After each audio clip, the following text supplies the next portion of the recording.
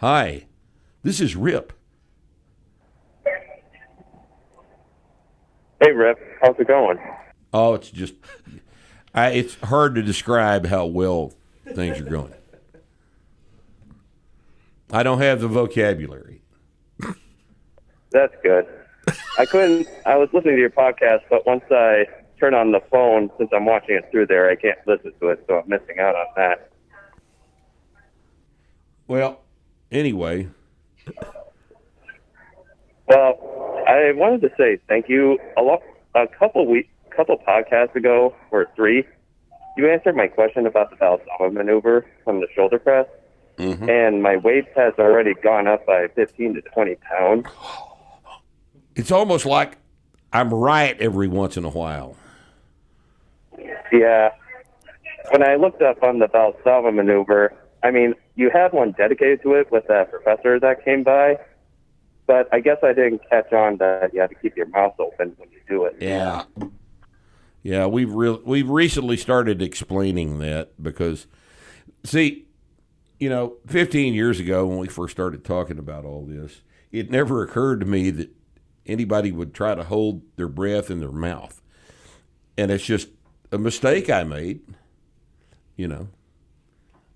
And, sometimes you don't know what you need to explain. So here we are. Clarity, right? All right. So my question is that I'm doing well on my lifts. I'm going up.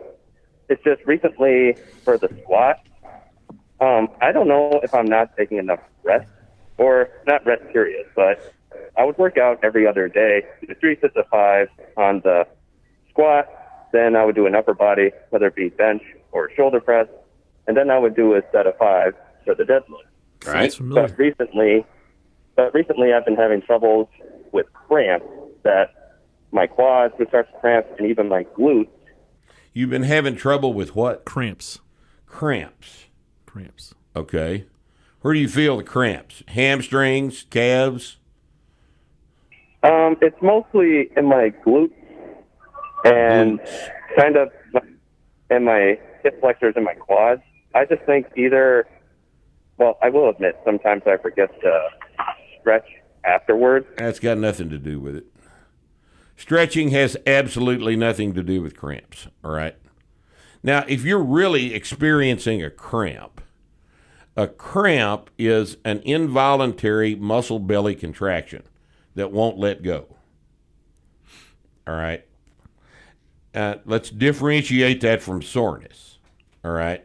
Sometimes we have to explain things we didn't think we had to explain, and this is one of them. All right, some people don't understand the difference between cramps and delayed onset muscle soreness. A cramp in your quad would make your knee straighten out, and it would hurt, and you wouldn't be able to relax it. All right, here's the deal. If you're getting cramps, 9 times out of 10, cramps are one of 2 things. They are hydration, or they are electrolytes, all right? And both of these are easily remedied. If you are not drinking enough water, drink some more water. Usually, though, what I have found to be the case is that cramps are electrolytes. Now, the way I fix this is as follows. I will supplement potassium, all right? There's a couple ways to supplement potassium. And you can go to the store and get a bottle of potassium gluconate.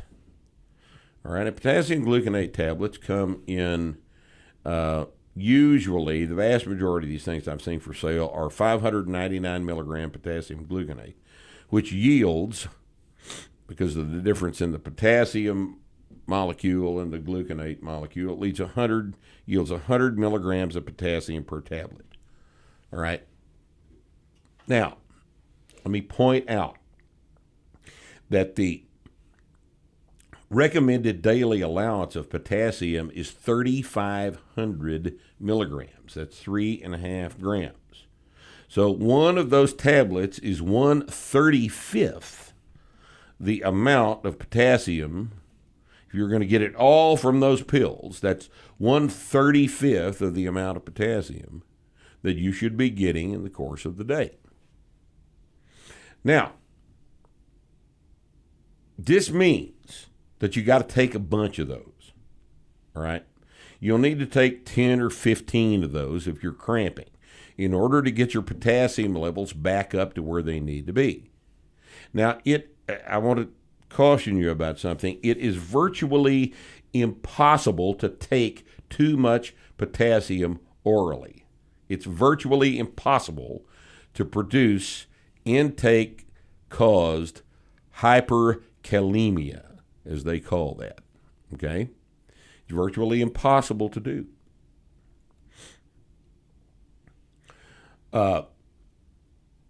So what I have started to do is, last time I did this, I bought some potassium citrate off of Amazon. I bought a bulk bag of potassium citrate. It's much cheaper to do it like this. And you just measure out about a half a gram, and that'll end up being about a quarter teaspoon. And they sell these little serving spoons, little plastic measuring spoons that measure out a quarter teaspoon of that. And I'll take that every day. And if you've got blood pressure issues or whatever, it's a lot of times potassium fixes that immediately. But it certainly prevents cramping. All right. And then, in addition to that, I will get a multiple mineral supplement, which is constructed with twice as much calcium as magnesium. And the ones I take are Total Mins, and I get them on Amazon. They're 2 tablets is 1,000 milligram calcium, 1 gram of calcium, and a half gram of magnesium. And then all of the micro minerals are supplied with that: cobalt, manganese, important shit like that. So if you take a combination of the potassium supplements and the multiple minerals, you're not going to have any cramps. They go away. But you got to get enough potassium to actually make a dent in it. And that's going to take more than you are probably comfortable with. But you just have to look at the numbers. 3.5 grams a day is what they want you to eat.